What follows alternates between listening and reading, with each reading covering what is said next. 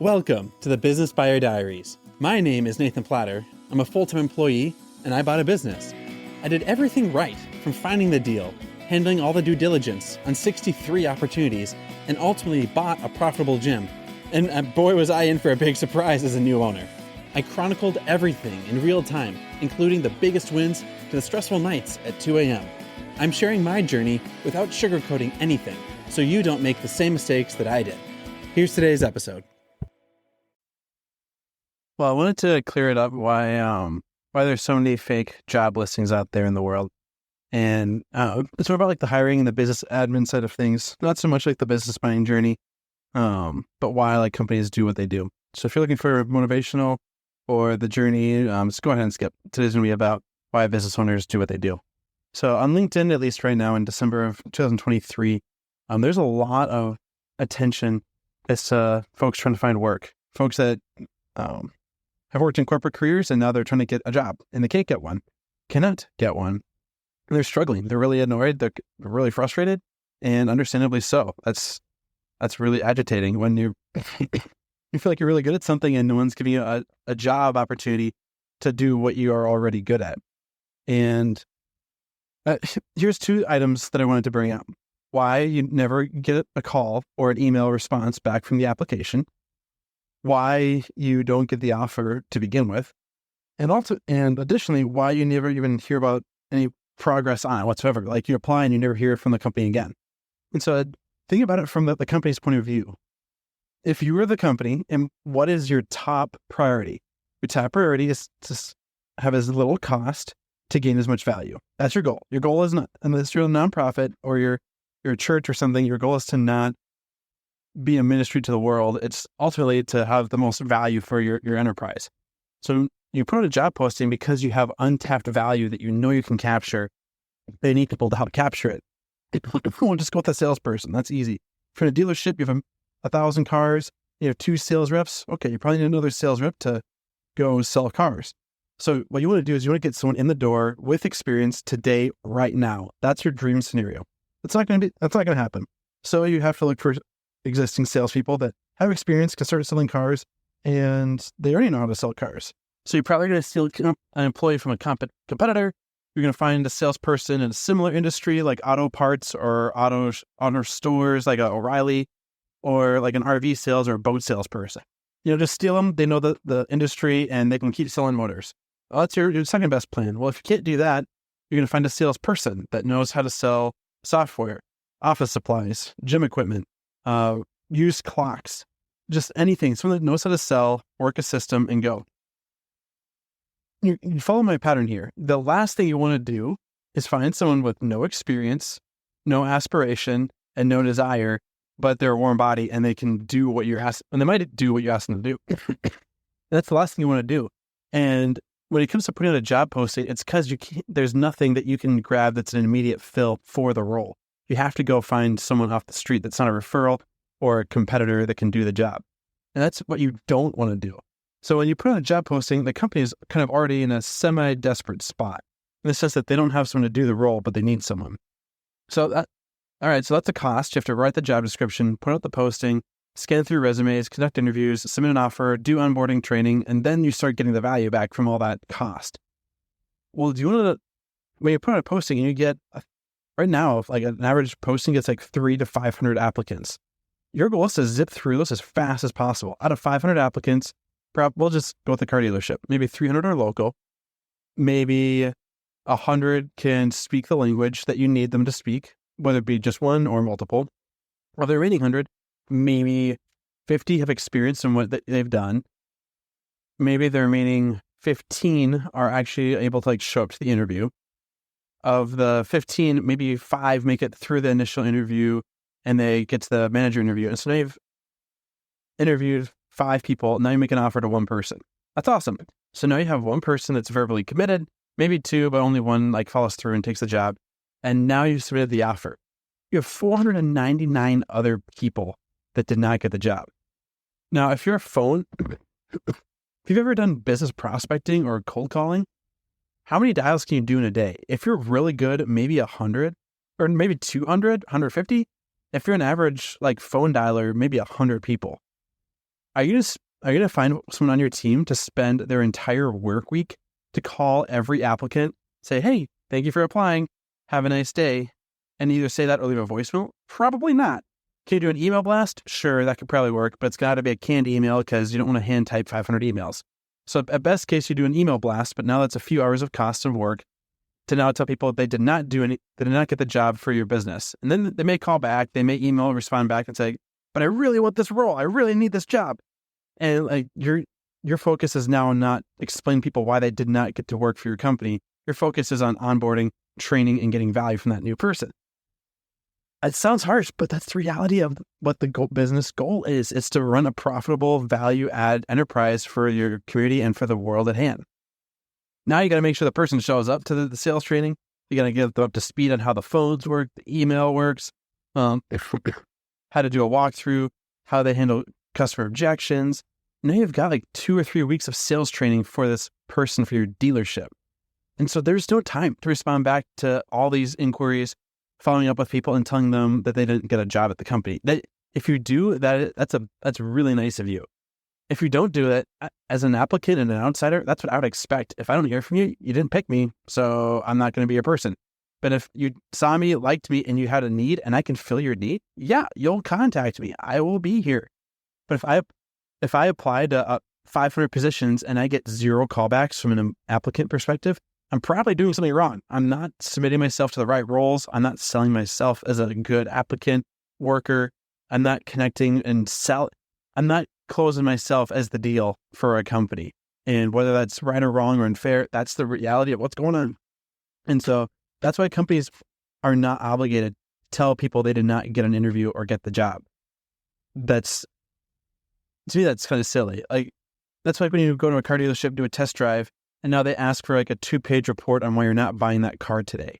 Like, well, no, I just don't want to. And then that's the end of it. The dealership cannot hold you hostage until you give them a reason of, well, my credit is bad, or I don't like the color of the car, or it smelled funny, or I just want to drive it for fun. Like, you don't have to give a good reason.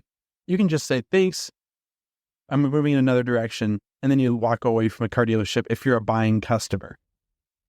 And so that's what's going on for the companies. As for why there are so many, and that's why they don't owe an explanation when you don't hear back from a company.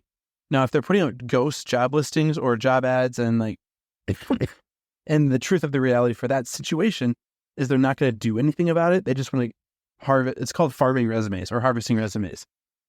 Industries and businesses with high turnover are always trying to fill their back pool of candidates. You ever like drive down the street and you see like now leasing apartments? They may have openings, they may not. They want to have a list of prospects to call when there is an opening. And now they want people that they know are somewhat interested. Last thing you want as an employer is to have one of your managers, your instructors, your sales reps.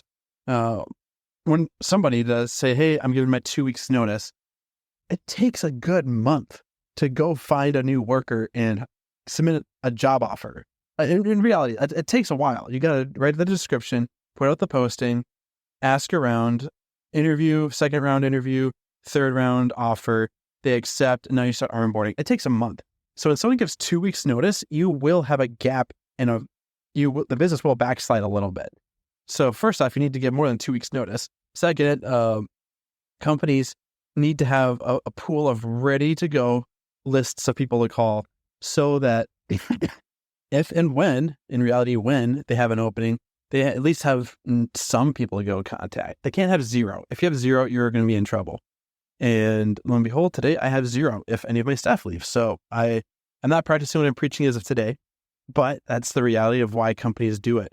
Companies are not going to get ghosted by like a VP of sales or like a head director of product at like Target. Folks that are C-suite VP are not as likely to get blind to like leave willy-nilly and drop. But folks that are like managers or not even like managers, but like contributors, like a car salesperson or like someone who details the cars, they are far more likely to say, yo, I'm out 2 weeks, peace, than like the VP of sales at Target Corporation. And so Target's not going to be looking for VPs of sales all the time. That's just silly. But a detail shop or an apartment complex or like I'm trying to think of anything that always has like Wendy's, they always have like, hey, now hiring $60 an hour. They always need people in the hopper because someone's not going to show up on Friday and that person just ghosts the company. And so when you apply, you never hear back. It's possibly they're farming and they'll need you in a couple months. I've had that happen. I've applied, never hear something. And then 4 months later, hey, Nathan, you applied. You want to interview? And that's what was going on. So if you don't hear anything back, don't sweat it. That may be what's going on. Or it could be that you're not in their top 15 list on the spot. So they're not going to do a first round interview. I mean, companies usually interview maybe 10 people on the first round. It costs them money to interview people. With 10 people, that's 10 first rounds, 5 second rounds, 3 final rounds. And so instantly that's what? 19 hours of interview. We'll just say in the tech world, we'll say a manager is $150,000 a year. A software developer is $100,000 a year. That's $78 an hour, 20 hours. That's $1,400 just of cost just to interview people, just to talk to them to see who the new hire is going to be. And that's just on salary and benefits. That's all I have to say. That's what's going on. That's why companies put up empty job opportunities to get resumes and build the pipeline. That's why they're not obligated to tell you if you're not selected. Plus, they don't want to come back like a couple months later and say, hey, we actually do want you to work for us. And then you'd be like, well, you didn't want me then. And now they have to backpedal. They'll just ghost you. And that's easier for everyone. And so that's what's going on. And for better or worse, the current state of how companies view employees, right or wrong, but people specialize in one area of their career. Excuse me. So if you're a salesperson, you know sales. You don't know how to do accounting work, or you don't know how to do marketing. You don't know how to dig a ditch. You don't know how to work in a factory. You probably know how to sell stuff and get people to give you money to you now give them a product. If a company has too many salespeople, it's cool if they teach you accounting and now you can work in the accounting department. But what's easier and most effective for them is to let you go, pay benefits, pay the costs of separation, let you be unemployed, and now they can save and salvage that cost of separation, and they can reallocate that and hire an expert accountant instead of keeping you on board and paying you to be a terrible accountant when you know sales. And so if humans are an investment, humans have capital, humans have purpose, and a business is rather heartless. As a whole, businesses are rather heartless in that capacity. Their goal is to invest in human capital. And if you're doing like a home project at home and you're building a fence, you're not going to go buy a Bobcat Caterpillar. You're not going to go buy electrical wiring to build a fence. You're not going to buy a TV and nacho dip to go dig a ditch for your kid's playground. You buy the tools you need when you need them, and you either buy it or rent it.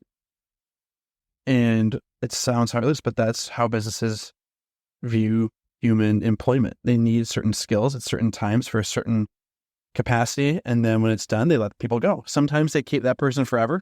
Sometimes they'll replace that person if it's the right tool, but the wrong brand or wrong person per se. But they're not obligated to do a lot of that stuff. And so that's one major reason why I want to be a business owner, because I will always invest in myself. I will always find the right people for the system. I don't want to get blindsided. I don't want to blindside people either. And I'm tired of applying. I'm tired of going through these hoops of trying to keep my job, prove my worth, and know that I'm going to be hired, then be kept on board day after day. But that's what companies are set up to do. That's a painful side of capitalism. And for better or worse, that's the current modus operandi. And that's what companies do, y'all. I'm sorry. Send me hate mail. Tell me I'm a jerk. Come in. Come hate on me as much as you can. If you don't like this, I'm trying to help bring some rationality, even if it's not pleasant to hear. That's where we're at. I'm going to finish out today. Tomorrow's the big deliverable for the day job. We're having a good sales week. We're going to crush it. Let's rock and roll. This has been another episode of the Business Buyer Diaries. Subscribe so you don't miss the next episode. I hope you're realizing that business ownership is no cakewalk. Check the podcast notes for a link to the DIY due diligence program, the complete list of show sponsors, and for media inquiries. Music written and composed by Wes Schrock.